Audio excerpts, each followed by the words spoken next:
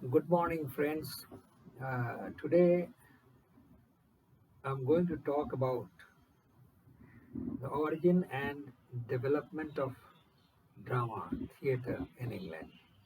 This is a very interesting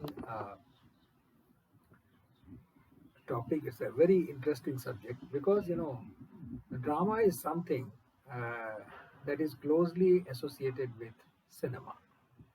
As cinema, has been popular since its very beginning.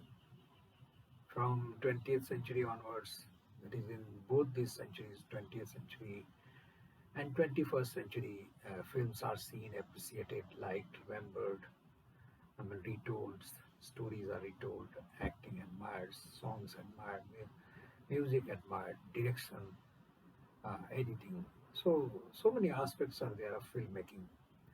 And now film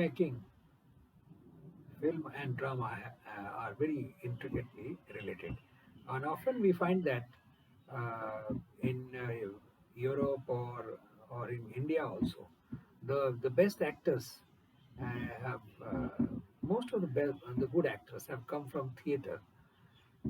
If you talk about European tradition, it will be nice to remember that Laurence Olivier, who played the role of Hamlet so memorable in that famous famous Shakespearean play. Laurence Olivier was a great theatre artist, and he was asked to play some very important characters uh, in films. Like very few artists have been able to come to the level of his performance as Hamlet. He also played Richard III, the film version of Shakespeare's uh, play. Now, incidentally, let me tell you, why is it that in 16th century, Shakespeare wrote so many plays, so many dramas based on history? This may be an interesting topic for those who are not students of literature as English honors students or MA students.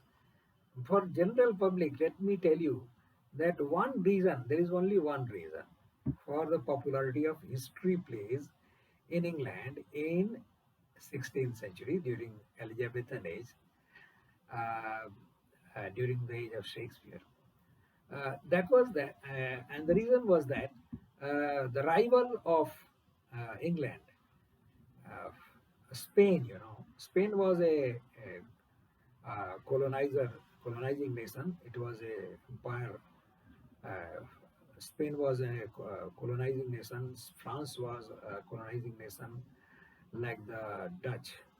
So England was also a nation that was ruling, trying to conquer countries and rule them as colonizer. So there was a rivalry between Spain and England in 16th century, and the main reason was that not only Spain, with France also there was rivalry with England, because both France and Spain, they were Roman Catholic countries. Now in 16th century, there was this strange, mixture of religion and literature. So, religion and politics, sorry. So,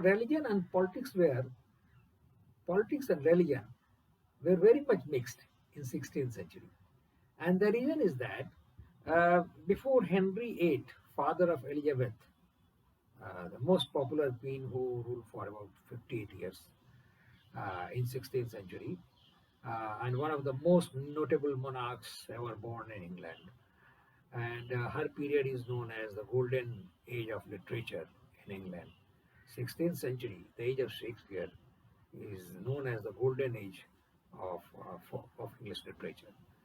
And when peace prevails, literature, culture, art flourishes. So uh, there was this Catholics, where Catholicism was suppressed by Henry VIII, and his reason was that the reason was that He was unhappy with the Pope then, who did not allow him to marry another time, and he had so many wives, Henry VIII. So he wanted to get remarried, and the Pope did not allow. And he broke his, and that's why he broke his. Uh, broke the hegemony of Pope. He refused to stay under the Roman Catholic religion, and he uh, popularized an English version, the Anglican Church. So he supported Protestant Protestant religion, and England became now Protestant.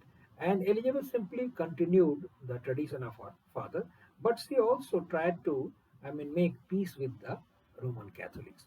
So, but the unfortunate fact was that the Roman Catholics secretly tried to overthrow Elizabeth, or they were doing different kinds of mischiefs. They were trying to de-establish the monarchy. They were trying to kill the members of parliament. They wanted to do harm to the queen.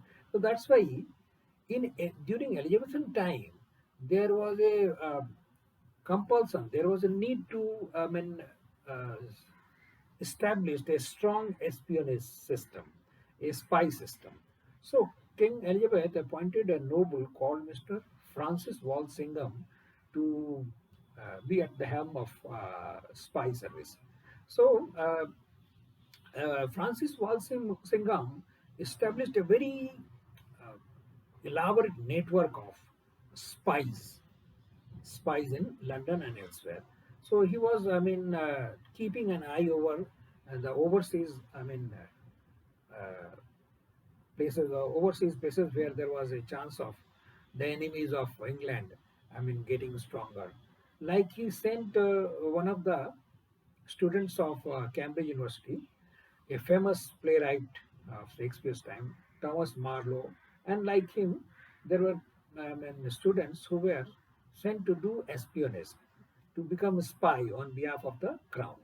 So this famous playwright, he went to France, and he, I mean, uh, saw to it that enemies did not become take advantage of distance and do and try to do harm to the British nation.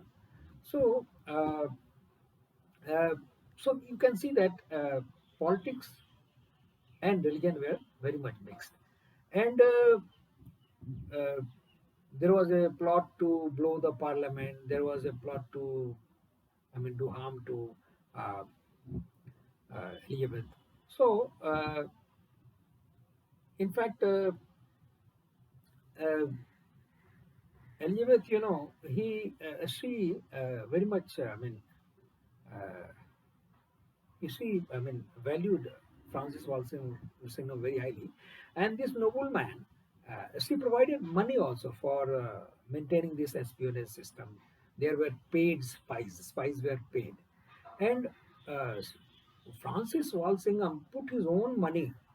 He was a loyal subject, and he put his own money to do espionage. And Elizabethan laws were very severe, very severe. A criminal, there were very violent, punishments for small crimes, and the criminals were punished at the place where they committed the crime, like thieving or murder. All these crimes were very brutally, uh, punished. So, cutting open the bowel, the stomach while alive, cutting off the hands in public. So these were made a public spectacle. It was announced that so and so criminal will be publicly, beheaded, or he will be punished. So people used to gather there to see the spectacle, this gruesome, this violent spectacle of a criminal being punished. And very often, the head of a criminal whose head was cut off, they were put on a spear, and they would be placed outside on one of the gates of the city. Now, London during 16th century was a walled city, and when the theaters came up for the first time during 17th century. In 1574, uh, two theaters came up. Two theater houses were established, but the government did not permit these theater houses to be built inside the city area because there was a fear of the spread of plague. I know, a contagious, very contagious disease. So, and also the authorities thought that when people, share a very limited space, so many people, like in theaters, there was a fear of spread of contagious diseases. And also they thought that playhouses were disreputable places. Unlike in 20th century and 21st century, these actors were not paid great regard. In fact, they were considered equal to criminals and people leading low life. So um, there were districts outside this walled city of London, which were not very reputable, and there these criminals and thugs and prostitutes and beggars and madmen, they lived in these districts outside the city gate.